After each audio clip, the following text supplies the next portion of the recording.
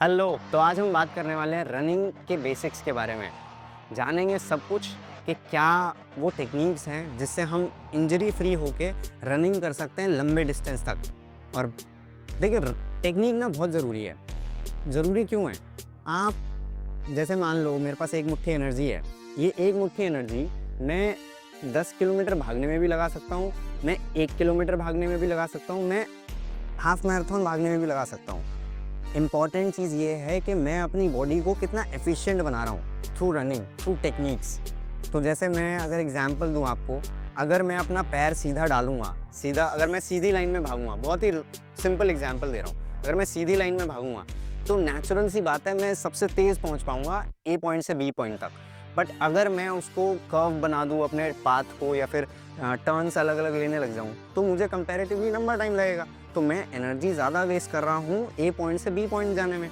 तो ऐसे ही इसी के छोटे-छोटे हम जॉइंट एंगल्स देखते हैं, हम स्ट्राइड लेंथ देखते हैं, स्ट्राइड फ्रीक्वेंसी देखते हैं, बहुत कुछ एनालाइज़ करते हैं और तब सही ट्रेनिंग सही टेक्नीक पे आते हैं। तो जानेंगे बेसिक्स ताकि आप समझ पाओ कि क्या वो चीज़ें हैं जो आपको ध्यान में रखने की ज़रूरत है जब आप लंबा डिस्टेंस भागते हो। चलो समझते हैं। सबसे पहले हम बात कर रहे हैं बॉडी वेट की कि फुट पे हमारा बॉडी वेट कहाँ होना चाहिए। ध्यान देना, जब भी आप रन करते हो तो आपका जो आपका फुट है, इसका सबसे स्ट्रॉन्ग पॉइंट पता है क्या है? जो सबसे स्ट्रॉन्ग भी है और शॉक अब्जॉर्बिंग कैपेसिटी भी जिसके पास है, वो होते हैं हमारे बॉल्स ऑफ द फीट, जहाँ पे हमारा ये अंगूठा शुरू होता है। तो हम जब रन कर रहे हैं तो हमारा कभी भी पैर ऐसे हील पे नहीं पड़ना चाहिए, ना ऐसे टो पे पड़ना चाहिए। हमारा हमेशा पैर थोड़ा-सा ऐसे फ्लैट फीट पड़ेगा और यहाँ पे हमारा सारा बॉडी वेट रहेगा, जो हमारा बॉल्स ऑफ द फीट है। जब भी हमारा weight balls of the feet पे होता है तो हमारी जो कैपेबिलिटीज़ है रनिंग की, जो एफिशिएंसी है और जो इफेक्टिवनेस है और इंजरी फ्री होके रन करना है, ये बहुत आराम से हम कर पाते हैं। हमारी बॉडी वो जो शॉक आता है हमारे लॉन्ग डिस्टेंस रन से, वो अब्ज़ॉर्ब करने लग जाती है और आप ज़्यादा लंबा इंजरी फ्री के साथ लंबे-लंबे टाइम तक जॉग कर पाते हो, रन कर पाते हो, राइट?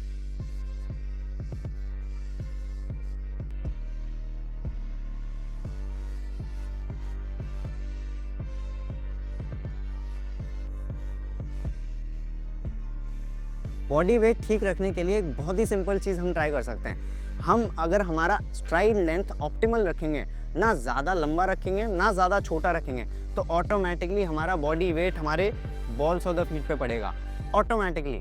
बट आप कभी भी ध्यान देना, जब भी आप ओवर स्ट्राइड करते हो या बहुत ज़्यादा तेज़ भागने का ट्राई करते हो, तो ऑटोमैटिकली आपका बॉडी ज़्यादा लंबा स्ट्राइड खोलता है और आप हील पे आपका फुट हील पे पड़ने लगता है, जिसकी वजह से आपका बॉडी से एक ब्रेकिंग इफेक्ट पड़ता है और आपके हील में शॉक अब्जॉर्बिंग कैपेसिटी नहीं होती, जिसकी वजह से shin pain, ankle issues, knee pain, back pain तक भी होने के चांसेस ज़्यादा होते हैं।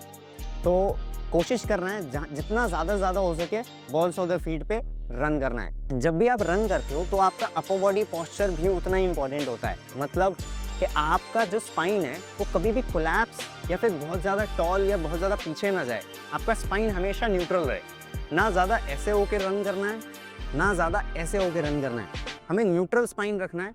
ऐसा सोचना है कि मेरा फेस, मेरा जो हेड है, ये कैमरा है और ये कैमरा ज़रा भी नहीं हिलना चाहिए। और ये कैमरा ज़रा भी नहीं हिलने के लिए अपने को हमारा जो इतना वाला पोर्शन है, इतना पोर्शन है बॉडी का, ये बिल्कुल स्टिल रखना बहुत ज़रूरी है, ताकि आप ज़्यादा अच्छे क्या कहते हैं माइंड फ्रेम में हो और आपकी ब्रीदिंग आपके हिसाब से चले और आप लंबे टाइम तक ईज़िली रन कर पाओ। लेग मूवमेंट के साथ-साथ हैंड मूवमेंट भी उतना ही ज़रूरी होता है। एक कमाल की बात बताऊँ? आपके हाथ कैसे चलेंगे इसी पे डिपेंड करेगा कि आपके लेग कैसे काम करेंगे और आपके लेग कितना एफिशिएंटली काम करेंगे।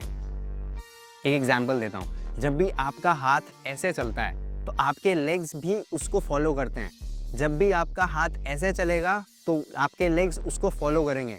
बट जब भी आपका हाथ इस डायरेक्शन में चलेगा, जिस डायरेक्शन में आपको रन करना है, तो आपके लेग्स उसको ही फॉलो करेंगे। तो हमें सही तरीका क्या है? सही तरीका क्या है हैंड मूवमेंट का? एक कमाल की बात बताता हूँ। हमें रनिंग करते हुए ना तो ऐसे रन करना है, ना ही ऐसे रन करना है। हमें रनिंग करते हुए हैंड्स को आगे और पीछे लेके जाना है। क्योंकि वाई, क्योंकि हम डायरेक्शन जो हमारी रनिंग की है वो हमेशा इस लाइन में होती है, ना इस लाइन में होती है, ना इस लाइन में होती है। तो जिस लाइन में हम रन कर रहे हैं उसी लाइन में हमें अपने हैंड्स को लेके जाना है और legs will follow that and हम ज़्यादा एफिशिएंटली, जैसा कि हम बात करते हैं, रन कर पाएंगे। एक कमाल की बात बताऊं, हमारे बॉडी का जो सबसे स्ट्रॉन्गेस्ट मसल, जो सबसे पावर और होल्डिंग कैपेसिटी जिस मसल में होती है वो होता है हमारा हिप, जिसे हम ग्लूट मैक्सिमस भी बोलते हैं। और इसको ट्रेन करना और इसको अपने रनिंग में यूज़ करना बहुत इंपॉर्टेंट है, क्योंकि जब भी हम अपने पावरफुल मसल से अपना फोर्स प्रोडक्शन निकालते हैं तो हमारी बॉडी के पास ज़्यादा, क्या कह सकते हैं, एनर्जी बर्न करने की कैपेबिलिटीज़ बढ़ जाती हैं। तो कहने का ये मतलब है, जब भी आप रन कर रहे हो तो आप जब भी अपने हिप का यूज़ करोगे रन करने के लिए तो आप सबसे ज़्यादा एफिशिएंटली भाग पाओगे। थोड़ा डिटेल में समझते हैं मैं हिप को कैसे हम ब्रेक डाउन कर सकते हैं और कैसे हम हिप को अपने रनिंग में लेके आ सकते हैं। जब भी आप रन करते हो तो दो तरीके होते हैं भागने के, एक जो बॉडी का, जो आपके लेग का पुलिंग मसल है वो यूज़ हो, या फिर आपकी बॉडी का पुशिंग मसल यूज़ हो। तो जो पुशिंग मसल होते हैं वो हमारे हमेशा बैक ऑफ द लेग में ज़्यादा होते हैं और पुलिंग मसल होते हैं वो हमारे फ्रंट ऑफ द लेग में ज़्यादा होते हैं, जिन्हें, और फ्रंट ऑफ द लेग में एक और मसल होता है जिसे हम ब्रेकिंग मसल्स बोलते हैं, जो ब्रेक का काम करते हैं हमारी मोशन को ब्रेक लगाने में। तो ध्यान से समझते हैं। तो जैसे देखो, मैं यहाँ पे हूँ और मैं अगर अपने लेग को पुश करूँगा पीछे तो ये मैं अपना पुशिंग मसल यूज़ कर रहा हूँ। अगर मैं ये कर सकता हूँ तो मेरा हिप सबसे ज़्यादा लगेगा। एक ट्रिपल एक्सटेंशन नाम का टर्म होता है, हम ज़्यादा साइंस में नहीं जाएंगे, बट एक ट्रिपल एक्सटेंशन नाम का टर्म होता है जिसमें क्या होता है, हमारे 3 जॉइंट हैं, हिप, नी और एंकल्स। तो ये तीनों एक्सटेंड होते हैं जब प्रॉपरली, तो आप आगे मूव कर पाते हो। जैसे देखो, मैं यहाँ से वॉक कर रहा हूँ तो ये मैंने एक्सटेंड किया, अपना हिप एक्सटेंड किया, नी एक्सटेंड किया और एंकल एक्सटेंड किया, तो मैं ऐसे आगे मूव हुआ, ये मैं ऐसे आगे मूव हुआ। तो ऐसे हम, ये ट्रिपल एक्सटेंशन यूज़ होता है आगे मूव करने के लिए। तो इसको जब भी हम ऑप्टिमली यूज़ करते हैं, जो हमारे पुशिंग मैकेनिज्म है वो यूज़ करते हैं, तो ऑटोमेटिकली हम ज़्यादा बेटर एफिशिएंटली आगे मूव कर पाते हैं। तो अब ध्यान देना, बहुत सारे बिगिनर्स ये गलती करते हैं कि ये हम ज़्यादा पुलिंग मसल यूज़ करने लग जाते हैं। ये पुलिंग मसल हम बॉडी को ऐसे, लेग को बॉडी के आगे ज़्यादा फेंकने लग जाते हैं, बट हमें कोशिश करनी होती है जो हमारा स्ट्राइड पड़े वो ऑप्टिमल हो, जैसे कि हमने बात करी थी, और हमारे ठीक हेड के ज़्यादा आगे ना जाए, हेड के जितना क्लोज टू क्लोज पॉसिबल हो और हेड के नीचे हो, ताकि आप ज़्यादा पुशिंग मैकेनिज्म ज़्यादा यूज़ कर पाओ रादर देन पुलिंग। रनिंग करते हुए ना एक चीज़ बहुत ज़रूरी होती है लॉन्ग डिस्टेंस करते हुए, कि आप रिलैक्स्ड होने चाहिए। आपकी बॉडी में ऐसे मसल एक्टिवेट नहीं होने चाहिए जिनका कोई यूज़ नहीं है। अगर मान लो मैं यहाँ पे ऐसे अपना आर्म कर्ल कर रहा हूँ और मेरा ट्राइसेप ज़्यादा कॉन्ट्रैक्ट हो रहा है और बाइसेप कम कॉन्ट्रैक्ट हो रहा है, तो मैं कभी ऐसे नहीं कर पाऊँगा।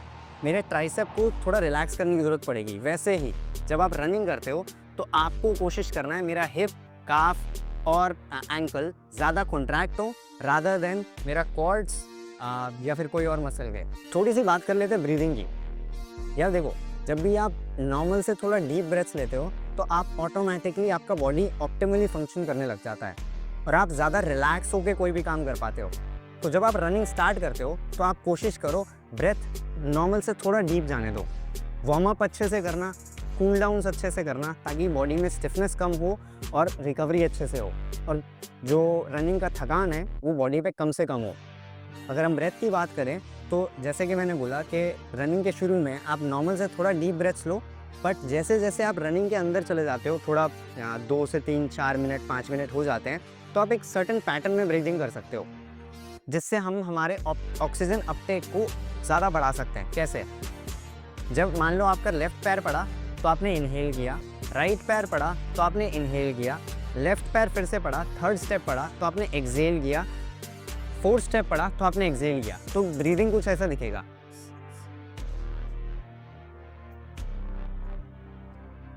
तो ये ब्रीदिंग करते हुए एक बड़ी इंटरेस्टिंग चीज़ होगी। पहला तो आपकी बॉडी एक रिदम में आ जाएगी, और दूसरा आपकी बॉडी ज़्यादा ऑक्सीजन अपटेक आपके सराउंडिंग से ले पाएगी, ताकि आपके पास ज़्यादा ऑक्सीजन बैंक होगा और ज़्यादा एनर्जी होगी बर्न करने के लिए, और आप ज़्यादा लंबा कंपैरेटिवली भाग पाओगे। तो ये सारे टेक्निकल एस्पेक्ट्स अगर आप फॉलो करते हो और आपकी बॉडी इसको अडैप्ट कर लेती है। ये देखो यार, विद प्रैक्टिस आएगा। ये 1 दिन में नहीं आएगा, 2 दिन में ही नहीं आएगा, 1 हफ्ते में भी ना आए, 10 दिन में भी ना आए। ये प्रैक्टिस के साथ आएगा। आप कितना यहाँ से और यहाँ से लग के वो चीज़ें डेली प्रैक्टिस कर रहे हो, डेली अपने बॉडी में डालने की कोशिश कर रहे हो, ये उससे आएगा। तो जितना ज़्यादा हम रेपिटेशन करेंगे, उतना ज़्यादा ये हमारा सेकंड नेचर बनता चला जाएगा और उतना ईज़ी हो जाएगा हमारे लिए इन टेक्निकल एस्पेक्ट को ध्यान देते हुए अपना रनिंग करना। आई होप हमने जो भी कुछ किया है, जो भी कुछ सीखा है, ये आप अपने रनिंग में ज़रूर डालोगे और इम्प्रूव करते चले जाओगे। Thank you so much. ख्याल रखें अपना।